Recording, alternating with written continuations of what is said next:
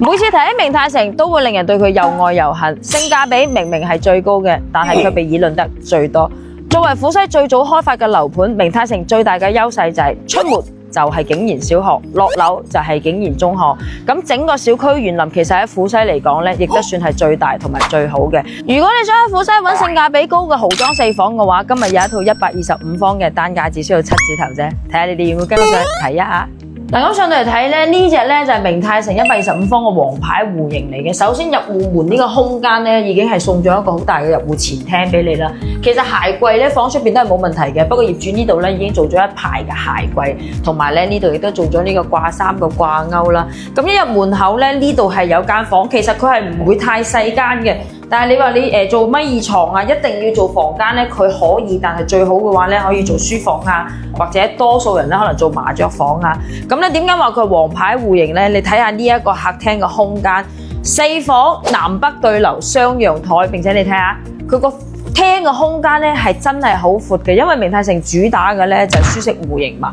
陽台咧，老實講，其實現在你見到除咗新產品嘅陽台之外咧，明泰城作為3.0嘅舊產品啦，但係呢個陽台個空間咧係真係夠大嘅。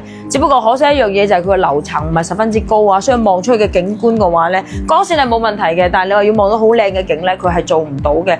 咁但係客廳嘅空間係真係非常之舒適嘅，你睇下飯廳呢一個空間。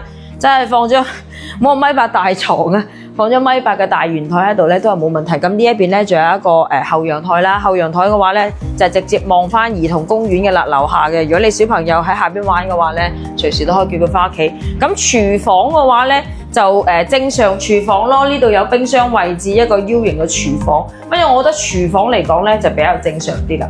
咁呢間屋嘅裝修咧，其實仲係保養得好新淨嘅，你可以睇到啦，全屋都係呢一個瓷磚上牆。對於廣東潮濕天氣嚟講嘅話咧，咁你就算有水珠咧，抹一抹就 OK 嘅啦。咁你入嚟睇下房間啦，點解話明泰城主打嘅係舒適戶型？因為佢個房間嘅空間係真係夠大，呢一間係已經係屬於第2細嘅房間啦，做好晒所有嘅衣櫃之後咧，你話放個1.5米床咧，完全係冇問題嘅。咁另外嗰2間房，包括主人房咧，空間就比較大啦。嗱，你睇下一樣嘅，業主咧已經係做好晒呢一個櫃啦，所有嘅書台啊、衣櫃啊都係做好晒，都係有埋空調噶啦。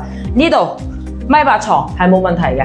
咁我哋再嚟睇下主人房啦。其實呢一隻戶型咧，因為我自己嘅閨蜜咧都係住緊嘅。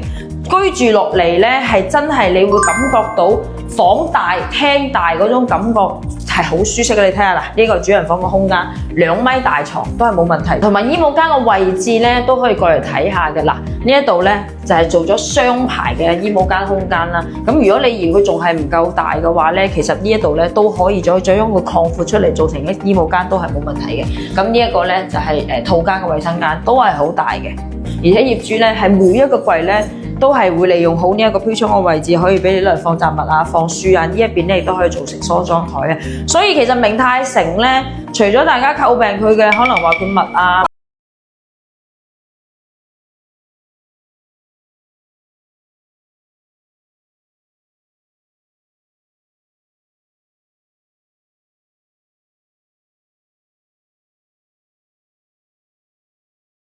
落樓咧就係兒童公園啦，如果屋企有小朋友嘅話咧，都係比較方便嘅。咁125方嘅呢一隻產品咧，就算現在賣緊嘅一手毛坯咧，都要去到8字頭左右嘅單價。咁今日呢一間7字頭嘅單價就可以有埋裝修，買幾張床就可以入住啦。有興趣嘅話喺我評論區打7，我將所有資料發俾你哋。關師帶你更多房產思維。